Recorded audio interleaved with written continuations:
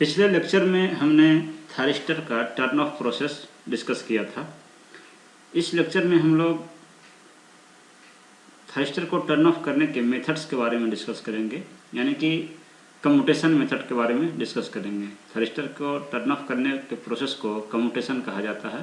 तो हम लोग इस लेक्चर में डिस्कस करेंगे कि कौन कौन से कम्यूटेशन मेथड्स हैं जिसकी मदद से थायरिस्टर को टर्न ऑफ किया जा सकता है। Thyristor commutation method.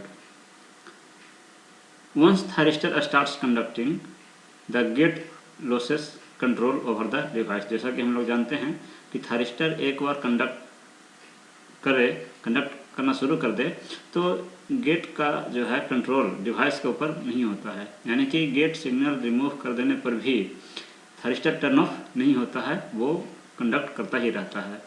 Therefore, external means may have been added to commutate the thyristor. इसलिए थायरिस्टर को कम्यूटेट करने के लिए, थायरिस्टर को ऑफ करने के लिए एक्सटर्नल मीन्स की आवश्यकता होती है, अलग से सर्किट लगाने की आवश्यकता हो सकती है। Following are the methods through which thyristor can be commutated. नीचे कुछ मेथड्स दिए गए हैं, वो सब मेथड का यूज करके जनरली थायरिस्टर को कम्यूटेट किया जाता है, यानी ऑफ किया जाता है। यानी कि थायरिस्टर को कम्यूटेट करने के जो मेथड्स हैं उनको मेनली 4 प्रकार से क्लासिफाई किया गया है। पहला है नेचुरल कम्यूटेशन। नेचुरल कम्यूटेशन में क्या है कि अलग से किसी सर्किट की आवश्यकता नहीं होती है, बल्कि जो सर्किट का जो सोर्स है, सप्लाई है, वो खुद ही नेचुरली थायरिस्टर को कम्यूटेट करता है। दूसरा है load commutation. Load commutation method में लोड जो है वो थायरिस्टर को कम्यूटेट करने का काम करता है, टर्न ऑफ करने का काम करता है। तीसरा है फोर्स्ड कम्यूटेशन। इस मेथड में थायरिस्टर के थ्रू जो करंट फ्लो होता है उसको जीरो होने के लिए फोर्स किया जाता है, इसलिए इसको फोर्स्ड कम्यूटेशन कहा जाता है। चौथा है एक्सटर्नल पल्स कम्यूटेशन। इसमें अलग से पल्स लगाए जाते हैं, अलग से पल्स सप्लाई किए जाते हैं थायरिस्टर को कम्यूटेट करने के लिए। नेचुरल कम्यूटेशन को क्लास एफ कम्यूटेशन भी कहा जाता है। नेचुरल कम्यूटेशन को क्लास एफ कम्यूटेशन कहा जाता है। लोड कम्यूटेशन को क्लास ए कम्यूटेशन कहा जाता है। और फोर्स्ड कम्यूटेशन के अंतर्गत 3 सर्किट होते हैं, एक class B commutation circuit, class C और क्लास डी। ये तीनों जो कम्यूटेशन सर्किट है वो फोर्स्ड कम्यूटेशन के अंतर्गत आते हैं। और एक्सटर्नल पल्स कम्यूटेशन मेथड जो है इसको क्लास ई कम्यूटेशन कहा जाता है। तो इस प्रकार से देखा जाए तो थायरिस्टर के जो कम्यूटेशन के मेथड्स हैं उनको इस प्रकार से भी क्लासिफाई किया जा सकता है, class A commutation, class B commutation, class C commutation, class D, E और एफ, यानी ये 6 प्रकार से भी क्लासिफाई किया जा सकता है। लेकिन इन कम्यूटेशन मेथड्स को यहाँ पे हमने 4 प्रकार से क्लासिफाई किया है: natural commutation, load commutation, forced commutation और एक्सटर्नल पल्स कम्यूटेशन। बारी बारी से हम इन चारों मेथड्स के बारे में डिस्कस करेंगे। पहले हम लोग डिस्कस करते हैं natural commutation. Natural commutation is also called line commutation और क्लास एफ कम्यूटेशन। यानी नेचुरल कम्यूटेशन को लाइन कम्यूटेशन भी कहा जाता है या क्लास एफ कम्यूटेशन कहा जाता है। This method make use of alternating reversing nature of AC voltage for commutation of thyristor. यानी कि इस मेथड में एसी सप्लाई का, एसी वोल्टेज एसी सप्लाई का जो रिवर्स होने का जो नेचर है उस नेचर का ही उपयोग थायरिस्टर को कम्यूटेट करने के लिए किया जाता है। जैसा कि हम लोग जानते हैं कि जो अल्टरनेटिंग करंट है या अल्टरनेटिंग वोल्टेज जो है ये प्रत्येक साइकिल में, एक साइकिल में ये 2 बार जीरो होते हैं। तो और यानी कि फर्स्ट हाफ साइकिल में जो ये आप इसका सिग्नल है वो आपका पॉजिटिव हाफ सिग्नल इसको कहा जाता है और सेकंड हाफ में सिग्नल जो है वो नेगेटिव होता है। तो कहने का मतलब है कि जो रिवर्सिंग नेचर है अल्टरनेटिंग सिग्नल का या एसी वोल्टेज या एसी करंट का जो अल्टरनेटिंग नेचर है, रिवर्सिंग नेचर जो है, उसका उपयोग थारिस्टर को कम्यूटेट करने के लिए किया जाता है। यानी कि ये जो रिवर्स नेचर है वही जो है थारिस्टर को कम्यूटेट करने का काम करता है। ये सिग्नल जो रिवर्स नेचर वाला है ये जब थारिस्टर के अक्रॉस अप्लाई होता है तो थारिस्टर रिवर्स बाइस्ड हो जाता है और जो थारिस्टर है वो आपका टर्न ऑफ हो जाता है। In AC circuits the current always passes through zero in every half cycle. यानी एसी सर्किट में करंट जो है प्रत्येक हाफ साइकिल में जीरो से क्रॉस करता है। यानी प्रत्येक हाफ साइकिल में करंट का जो वैल्यू है वो या एसी सिग्नल जो है वो जीरो को क्रॉस करता है, जीरो को क्रॉस करता है। As the current passes through natural zero, a reverse voltage will simultaneously appear across the device। तो जैसे ही करंट जो है वो हाफ साइकिल के बाद ये रिवर्स होना शुरू होता है तो उसी समय डिवाइस के क्रॉस यानी थारिस्टर के क्रॉस जो है वो रिवर्स वोल्टेज अपीयर होता है, अप्लाई होता है। This process is called natural commutation. चूँकि यह जो है इस सप्लाई में ही, सप्लाई का ये नेचर ही है नेगेटिव साइकिल होना, तो इसलिए इस कम्यूटेशन को नेचुरल कम्यूटेशन कहा जाता है। No external circuit is required for this purpose. इस पर्पस के लिए यानी थारिस्टर को कम्यूटेट करने के लिए इसमें नेचुरल कम्यूटेशन मेथड में अलग से किसी सर्किट की आवश्यकता नहीं होती है। एग्जाम्पल के लिए ये जो सर्किट है आपका, यह एक रेक्टिफायर है। तो ये जो सर्किट है ये आपका नेचुरल कम्यूटेशन, इसमें नेचुरल कम्यूटेशन का एग्जाम्पल है।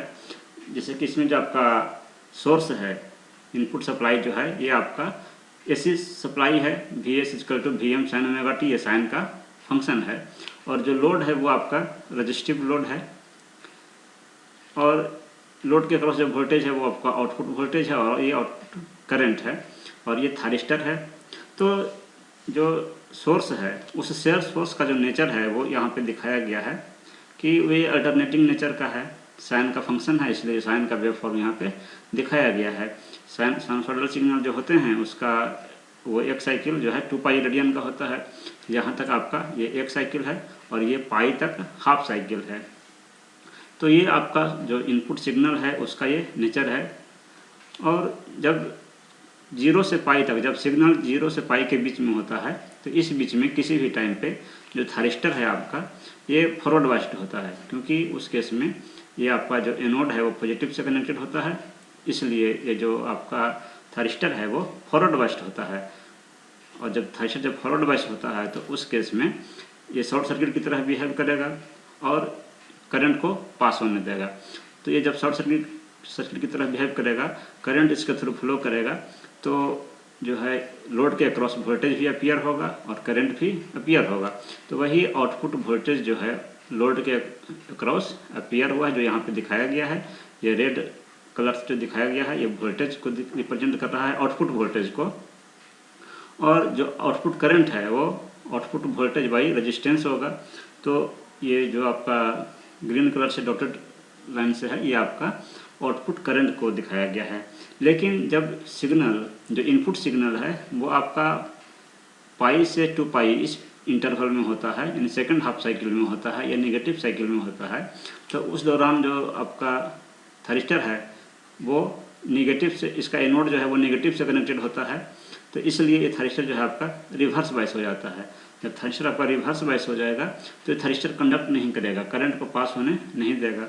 जब करंट को पास होने नहीं देगा तो रेजिस्टेंस के थ्रू यानी लोड के थ्रू कोई करंट फ्लो नहीं होगा। जब कोई करंट फ्लो नहीं होगा तो आउटपुट वोल्टेज भी नहीं होगा।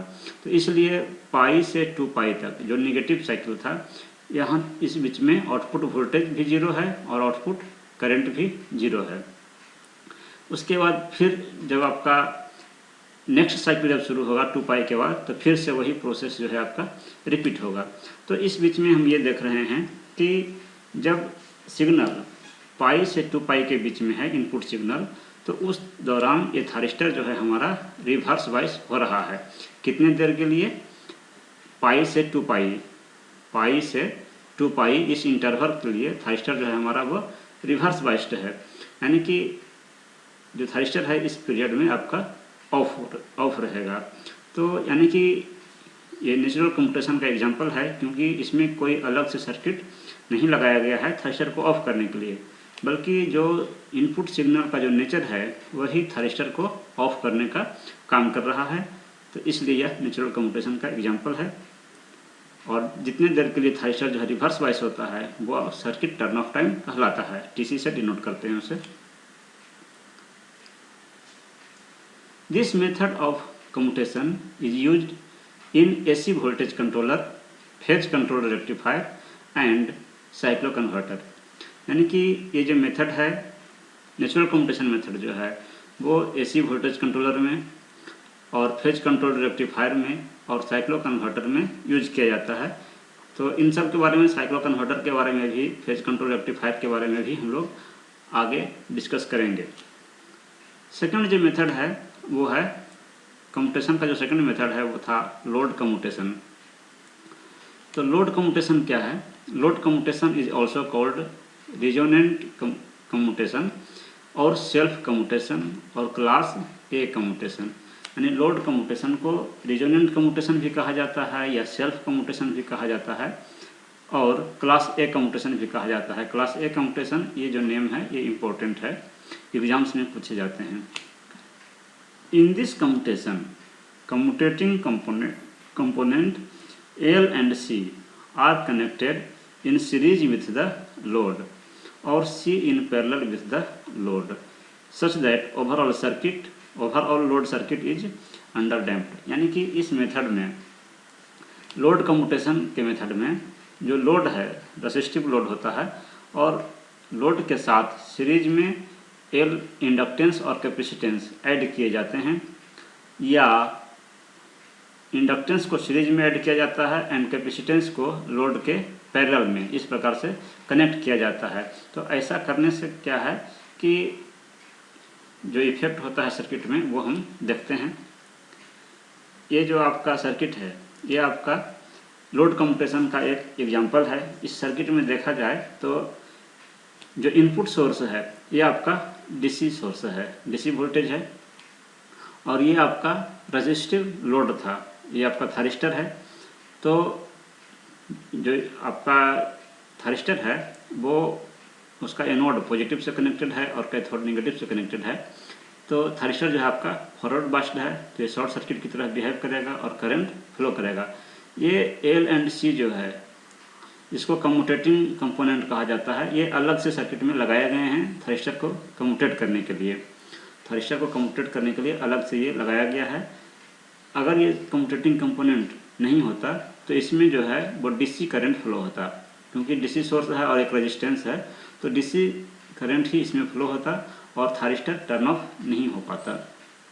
लेकिन इस करंट के नेचर को चेंज करने के लिए इस रेजिस्टेंस के साथ, यानी कि लोड के साथ, जो रेजिस्टिव लोड है उसके साथ इंडक्टेंस और कैपेसिटेंस भी सीरीज में कनेक्ट किए गए हैं। ऐसा करने से क्या होगा कि ये जो सर्किट है यह एक आरएलसी सर्किट बन गया।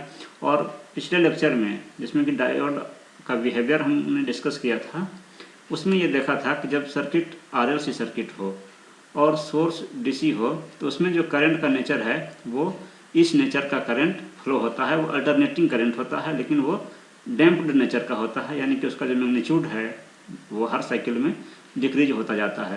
यानी कि ये एक कम्यूटेटिंग कंपोनेंट ऐड होने के बाद जो करंट का नेचर है वो आपका अल्टरनेटिंग नेचर का हो गया और अंडर डैम्प्ड नेचर का है। यानी कि ये एल और सी इस प्रकार से सेलेक्ट किए जाते हैं ताकि ये जो आरएलसी सर्किट है वो अंडर डैम्प्ड सर्किट बन जाए, क्योंकि आरएलसी एल और सी के वैल्यू पर डिपेंड करता है कि ये आपका जो सर्किट है वो अंडर डैम्प्ड भी हो सकता है, ओवर डैम्प्ड भी हो सकता है।